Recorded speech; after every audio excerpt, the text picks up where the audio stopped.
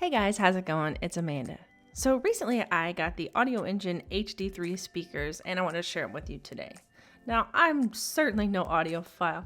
I do love some high-end audio quality, and I also have their A2 Plus speakers, their S8 sub, and even their A5 Plus speakers all in my office. There are some fantastic sounding speakers.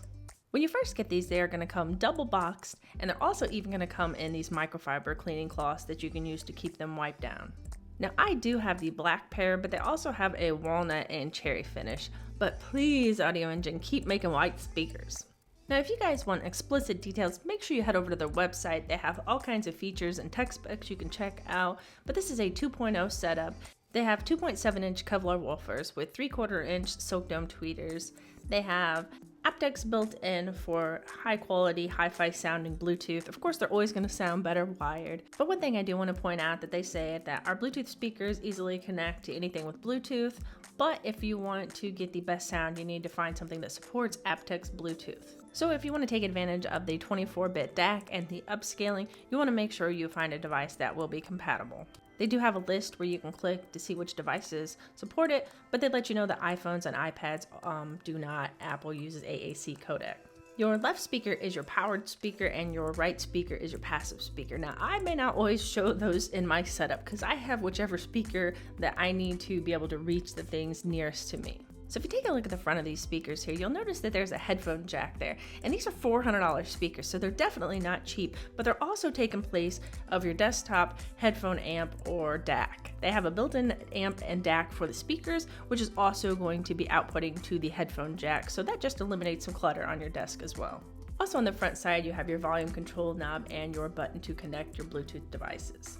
The volume control knob is very smooth, something you would expect on any high-end piece of quality equipment. Up close here, looking at the speaker fronts, you can see that they have some exposed screws. So I'm not certain about this, but that gives me hope that you could replace these in the event that you would need to down the road. If we flip the speakers around, you will see that they are marked right and left. Your right speaker just has your connection to wire these two together, and the left-hand speaker contains all of the necessary components and inputs for these.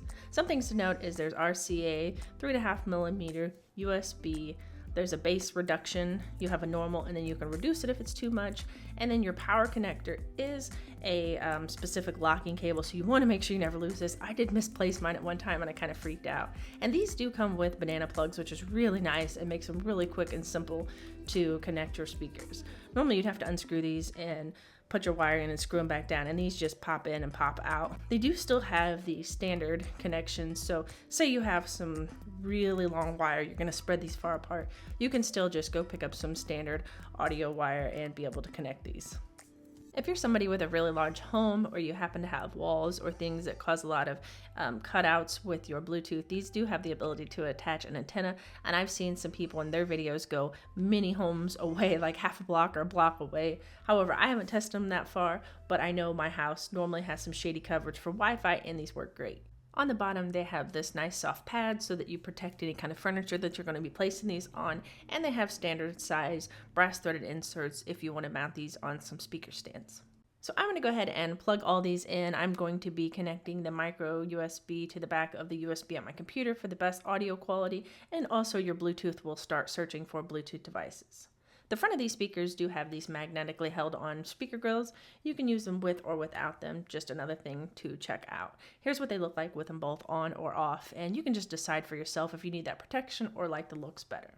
Okay, now let's jump right into an audio test. I have 4 different types of music here, one with vocals, one with some kind of stuff that I listen to, some rock and roll. Last time people complained because I didn't play their genres, so hopefully there's something for everybody here.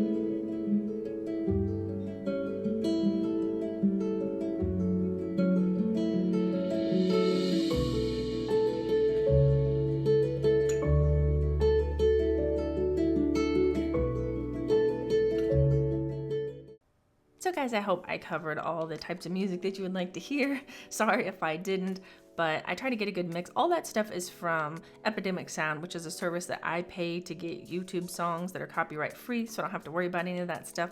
So I don't really know about the quality of their music, but I thought they sounded pretty decent anyways, and all that is unedited audio. So I mentioned earlier that it has the DAC built in. If you're not familiar with audio terms, that's a digital to analog converter, and AudioEngine sells this DAC separately, the D1, for $169. If you check out reviews, it's pretty highly rated. Most people really like it. It's really small and it looks good, but this is built right into your speakers, no extra wires hanging around your desk, which I like that for the clean look. Also, if you add their wireless setup, I think that's like an extra 150 bucks. So this is all built in, the DAC and the wireless, at this $400 price point. Technically it's Bluetooth, which I'm not sure. I don't think the wireless setup was Bluetooth, but still you get some of the same capabilities all included in this one package.